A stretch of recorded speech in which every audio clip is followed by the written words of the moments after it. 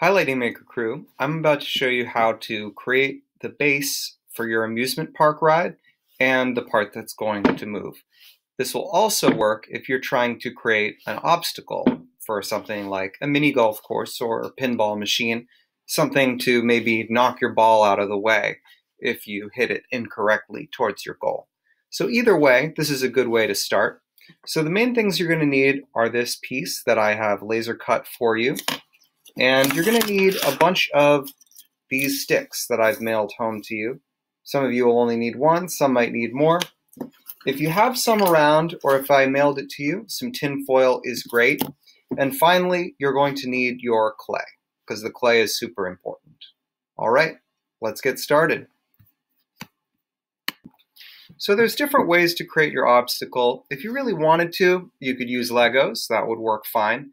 But I think for many of you, clay is a good option because it'll allow you to create your own unique shape and then cook it in the oven. So I'm going to start by thinking about what I want to make. So let's say I wanted to make a gate or one of those windmills that you hit a ball through and the windmill tries to knock it out of the way. I'm going to need to put my sticks into my base just like this so that they're a little bit spread out. And then I would put my clay around these and over the top, so I'd leave a gate for my ball to go through. If you wanted to make something that's a little bit more like a normal amusement park ride, like a Ferris wheel or something like that, you might want to put your sticks in the center, because then you could create a really, really stable central base for your project. So I can just shove these in and it'll knock the little pieces of wood out of the way. If you want to, you can stabilize these by adding a little bit of hot glue with your hot glue gun. Next, I can bundle them up. So I can take some tin foil. You can also cut the sticks to the size that's right for your project. But I can take some tin foil and I can wrap it around. So this is what's called an armature. It's a skeleton that goes inside of a clay project and gives it additional strength. Because clay is very floppy, it's not structurally strong. So if you want to build something with your clay, you want it to be structurally sound, an armature or skeleton like this is always good. You make the shape that's right for your project, but this is a good generic starting point for many of our projects. Every amusement park ride needs a stable base because it's going to have parts that are whirring around in the air. So it needs something, a foundation, where it touches the ground, and a part that comes straight up that's going to be very, very durable and strong. So I've opened my red clay here, and I'm mushing it up to get it kind of soft. When it first comes out of the package, it might be a little bit hard to work with. And then what I'm going to do is start to wrap it around my project in sort of a sheet and spread it out and smooth it. Now I want the clay to go all the way around and join itself again on the other side so that it completely encases my tin foil. So I've decided to make my project a little bit flared at the bottom, get bigger, because that'll make it even more stable. I've also decided that it's a little bit too tall. You don't have to use the sticks at the length that I gave you.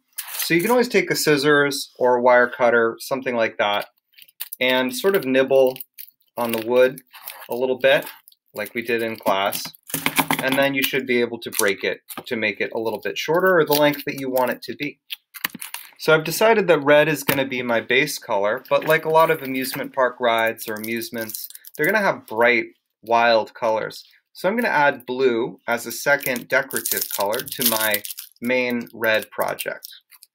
So I can add decoration in many ways, but one simple way is to roll a snake like this if I want to add a stripe or a zigzag pattern of some kind. And then I can attach it to my project and put it around the base like so, or just however you want it to be. It's up to you. So I'm just continuing to add decorations to this because amusement park rides are very highly decorated. I can also take little balls of another color of clay and press them on. But I'm going for like a simple but bright two-color color scheme, which I think will look really good for most of you guys. Maybe just choose 2 or 3 colors you think really work for your project and work with those consistently for a while. Try to create like regular patterns that repeat throughout your project, because patterns always look good. Okay, so now I've completed this tower, which is going to be the base of my ride, so I can go and cook it in the oven. Now, when you're cooking this in the oven, I have a video that I've shared with you on how to do it, but this is polymer clay, so it cooks at 275 degrees, and you can cook it for 15 to 30 minutes, depending on how big the item that you've made is. If it's very big, you can cook it for 30. If it's small, you can cook it for 15. And when you're done, it should be rock hard and ready for you to attach your motor to. What I'm actually going to do before I cook it is just to try mushing my motor into it so that I know there'll be a nice flat surface for me to glue my motor to when I'm done. So what I'm going to do is just sort of mush the motor here to make this surface nice and flat. And that way, after I cook it, when I go to glue this motor on, it's going to be pretty strong and durable. The other thing you're going to want to make is the part of your ride that moves. So that could be a lot of things. It could turn horizontally, it could turn vertically, it could be a wheel, or it could just be a bar with some seats on the end that spin around. It's up to you. But to do that, you're going to be attaching it to your motor. And I added this piece of wood so that you can attach either a long piece of wood with glue if you want it to spin on both sides, or you could add a short piece of wood like this if you just want it to spin a little bit to one side.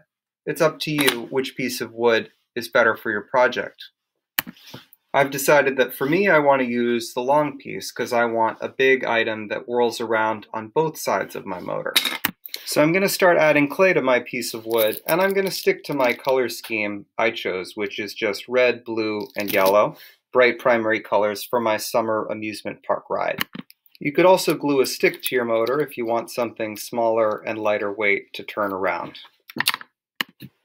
So this is the part that I made to sort of spin around and with compartments on either end for people to sit in. And I made it in the same general color scheme as the rest of my project so that it will match when the two parts come together. This is about as big as you would possibly want this to get, because otherwise it's going to be too heavy and it's going to be hard for the motor to work. So now that I'm done, I can cook both of these items in the oven at 275 degrees for 15 to 30 minutes. One thing you want to make sure you don't do is cook your motor or anything made out of plastic, because it would get really messed up. So once it's cooked, we can glue it to the motor just like that, making sure to glue it where you want it to turn, and then glue your motor to the rest of your project so that you have a rotating amusement park ride or other project. The hot glue will work really well joining wood to wood, and you'll have an awesome project.